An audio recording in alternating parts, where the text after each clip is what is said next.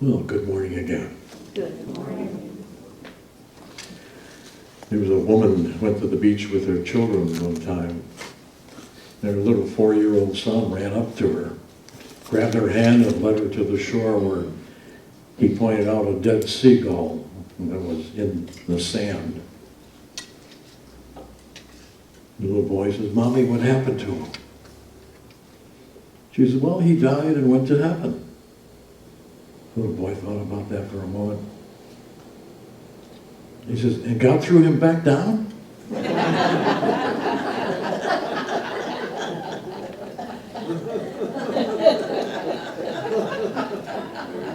Sometimes we feel like God threw us back down, don't we? That God's not listening, but maybe it's because we're not listening, don't we? Every once in a while we have to take an inventory, don't we, of our consciousness. What we're thinking, what we're doing, how we're living. And maybe this Lenten season is a time that we do that little inventory. Now today's message is called, "Are You Relenting This Year?" Because we are in the first week of what is called Lent in the traditional Christian church. Most of us, it doesn't seem to mean too much. We're not going to 6 o'clock Mass, and we're not having ashes put on our forehead on Ash Wednesday, and we don't abstain from eating meat on Friday. We might buy some hot cross buns. I love those at this time of the year. So it's definitely a pretty long tradition, isn't it, in the Christian church? Mainly Catholic, Protestant churches still practice it very faithfully.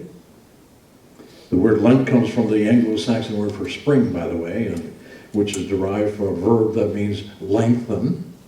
Lent comes in spring when the days are getting longer, and that's because centuries ago, for the farmer, of course, to cultivate the soil and plant the seeds, it gave him more daylight. And in the Christian tradition, Easter is a joyous time. Christ is risen, time to celebrate the resurrection. So this time of leading up to that celebration is called the Lenten season. It comes one of prayer and one of fasting. It really never had anything to do with Jesus during his time on earth. There was no such thing as Lent at that time. But there is a spiritual basis for it. Moses and Elijah and Jesus set a precedent for it because they all observed a 40-day fasting period. It was going inwardly, doing their spiritual work, and they would do that for 40 days. It was not unusual for that to happen.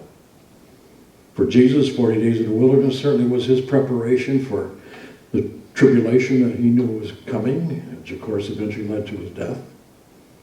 Ash Wednesday, which this year was last Wednesday, is always the first day of Lent.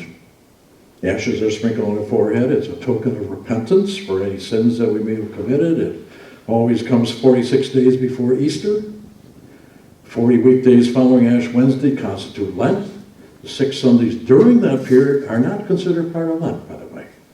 Mainly because in the Christian church, Sunday had always been a feast day. So the 5th Sunday of Lent is known as Passion Sunday because it marks the beginning of Passion Tide. That's the last 2 weeks of Lent. These 2 weeks specifically commemorate the Passion of Jesus or his experiences following the Last Supper. And then that last week of Lent is called Holy Week. We're all pretty much familiar with that because it includes Palm Sunday and Maundy Thursday and Good Friday and Easter, of course, and then commemorates the resurrection. Easter comes from the Anglo-Saxon word Istra, the name of the goodness of spring, the goddess of spring, in whose honor a festival was celebrated each year. Easter Day always comes on the first Sunday after the full moon that occurs on or after March 21. Now, if a full moon falls on Sunday, Easter is the next Sunday. Easter can never fall earlier than March 22nd nor later than April 25th. I tell you all this because I knew you were dying to know.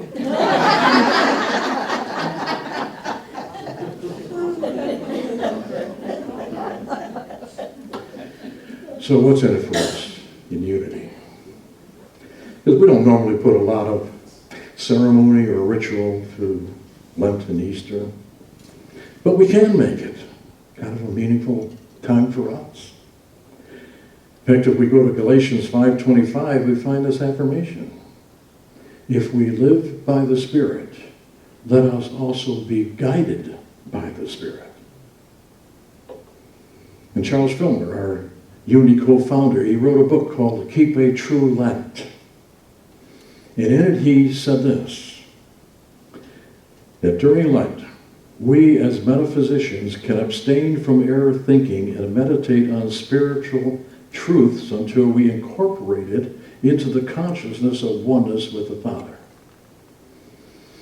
So what he's saying, in other words, if I can become conscious of how I am thinking, and I find that my thoughts are not consistent with spiritual law, then I can work on changing those thoughts until I'm now thinking from my spiritual self.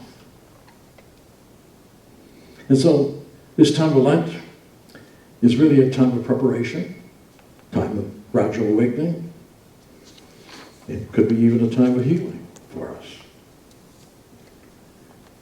I like to call it a time of relenting. Relenting. The dictionary defines relenting as becoming softened or gentler in attitude, temper, or determination. And it's derived from a Latin word which means to bend. To bend.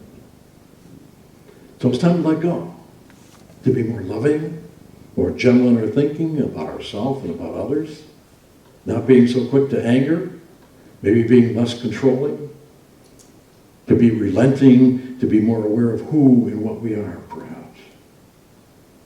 But there's another reason for doing it. Another reason. I don't know what you would, in this period of time, I find myself living in, I've not experienced for a long time, decades. Perhaps something I've never seen before. There's been a rise of anti-Semitism occurring throughout our country. Jewish synagogues being set afire in some cases, tombstones being pushed over. Racism has never gone away. And there's this kind of showing up of this white nationalism that's occurring now. There's an attitude of what's in it for me. I did it, why can't you? I got mine, you get yours. Lack of empathy toward those who are in poverty. There's a Washington Post article just the other day called "Laziness Isn't Why People Are Poor, and iPhones aren't why they lack health care." And if I'd like a copy of it, you can get it from me afterwards. Folks, I don't like and I don't want to get political. It's going to be very difficult. It's not my place to preach politics. It's even against the law that says if I do, our tax-exempt status could be taken away. Guess what? The administration is working right now to repeal that law.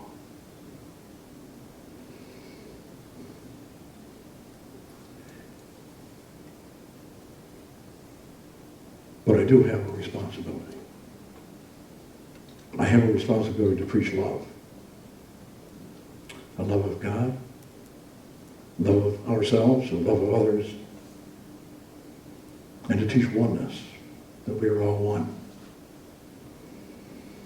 All of us within the same are all one. I know I'm preaching to the choir, but you know what? Maybe it's time that the choir starts to sing.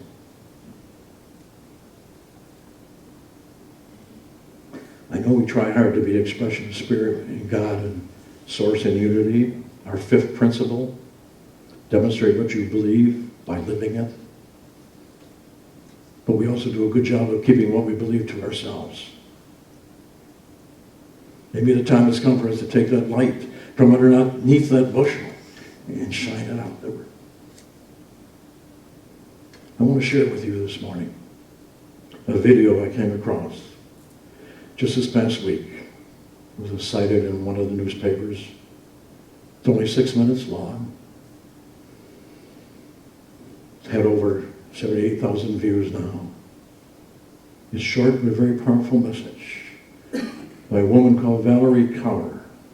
on Christmas Eve, just this past Christmas, in a Methodist church in Washington, D.C.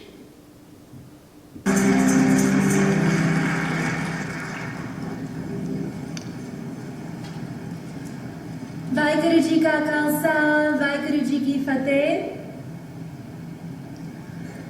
On Christmas Eve, 103 years ago, my grandfather waited in a dark and dank cell.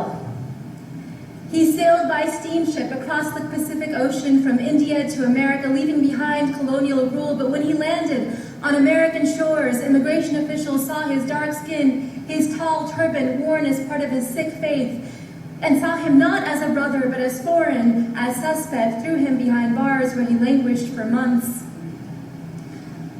Until a single man, a white man, a lawyer named Henry Marshall, filed a writ of habeas corpus that released him Christmas Eve, 1913. My grandfather, Kehar Singh, became a farmer, free to practice the heart of his Sikh faith, love and oneness. And so when his Japanese American neighbors were rounded up and taken to their own detention camps in the deserts of America, he went out to see them when no one else would. He looked after their farms until they returned home. He refused to stand down. In the aftermath of September 11th, when hate violence exploded in these United States and a man that I called uncle was murdered, I tried to stand up. I became a lawyer like the man who freed my grandfather, and I joined a generation of activists fighting detentions and deportations, surveillance and special registration, hate crimes and racial profiling. And after 15 years, with every film, with every lawsuit, with every campaign, I thought we were making the nation safer for the next generation. And then my son was born.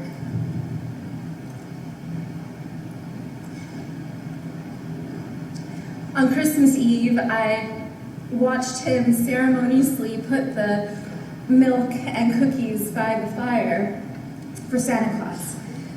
And after he went to sleep, I then drank the milk and ate the cookies. I wanted him to wake up and see them gone in the morning. I wanted him to believe in a world that was magical. But I am leaving my son a world that is more dangerous than the one that I was given. Because we are raising a brown boy in America. A brown boy who may someday wear a turban as part of his faith. And in America today, as we enter an era of enormous rage, as white nationalists hail this moment as their great awakening, as hate acts against Sikhs and our Muslim brothers and sisters are at an all-time high, I know that there will be moments, whether on the streets or in the schoolyard, where my son will be seen as foreign, as suspect, as a terrorist. Just as black bodies are still seen as criminal. Brown bodies are still seen as illegal. Trans bodies are still seen as immoral. Indigenous bodies are still seen as savage. The bodies of women and girls seen as someone else's property. And when we see these bodies not as brothers and sisters, then it becomes easier to bully them, to rape them, to allow policies that neglect them, that incarcerate them, that kill them. Yes, Rabbi. The future is dark. On this New Year's Eve, this watch night, I close my eyes and I see the darkness of my grandfather's cell. And I can feel the spirit of ever-rising optimism in the Sikh tradition, Chardi Kala, within him. And so the mother in me asks, what if? What if this darkness is not the darkness of the tomb, but the darkness of the womb? What if our America...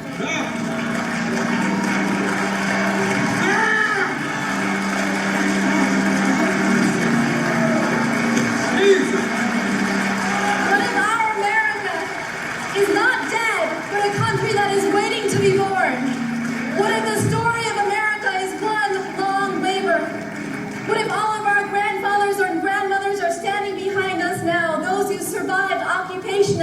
genocide, slavery and Jim Crow, detentions and political assault? What if they're whispering in our ear today, tonight, you are brave? What if this is our nation's great transition?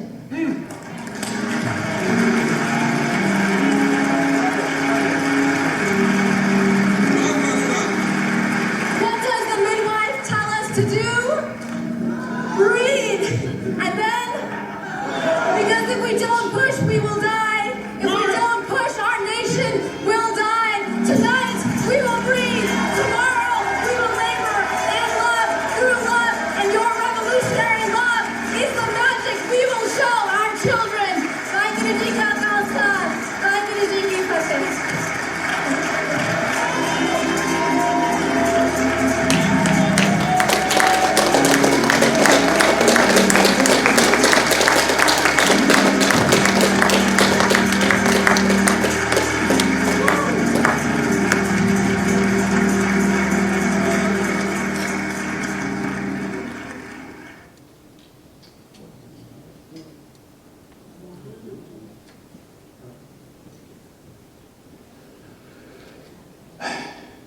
Breathe.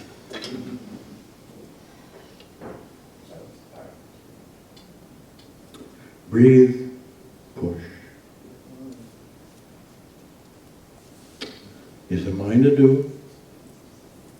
Is it yours to do?